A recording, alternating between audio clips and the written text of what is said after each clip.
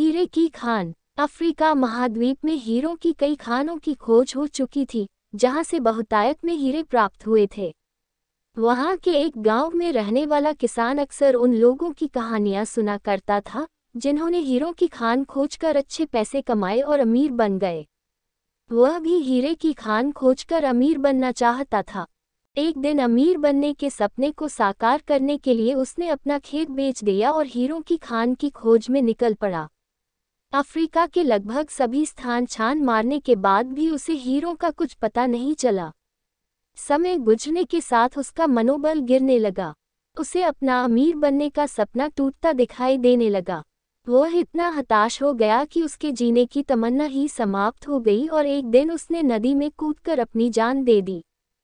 इस दौरान दूसरा किसान, जिसने पहले किसान से उसका खेत खरीदा था, एक दिन उसी खेत के मध्य बहती छोटी नदी पर गया। सहसा उसे नदी के पानी में से इंद्रधनुषी प्रकाश फूटता दिखाई पड़ा। उसने ध्यान से देखा तो पाया कि नदी के किनारे एक पत्थर पर सूर्य की किरणें पड़ने से वह चमक रहा था। किसान ने झुककर वह पत्थर उठा लिया और घर ले आया। वह एक खूबसूरत पत्थर था। उसने सोचा कि यह सजावट के काम आएगा और उसने उसे घर पर ही सजा लिया। कई दिनों तक वह पत्थर उसके घर पर सजा रहा।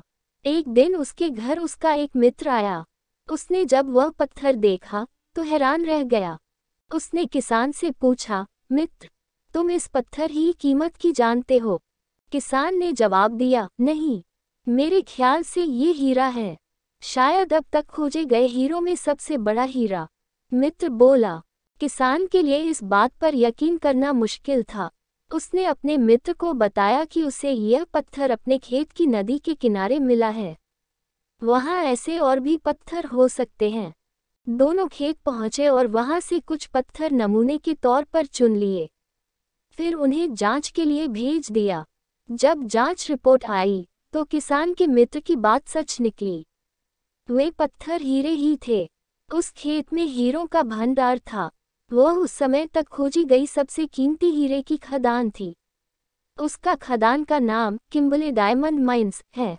दूसरा किसान उस खदान की वजह से मालामाल हो गया।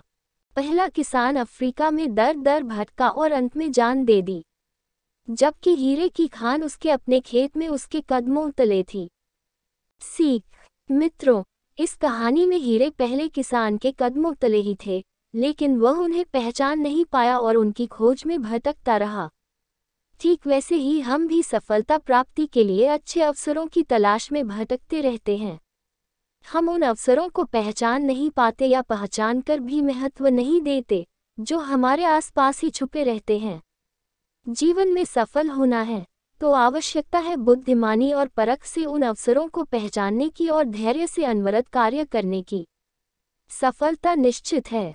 अगर आपको ये कहानी अच्छा लगा है तो चैनल को सब्सक्राइब कीजिए और वीडियो को लाइक कीजिए। तो मिलते हैं किसी नए वीडियो में।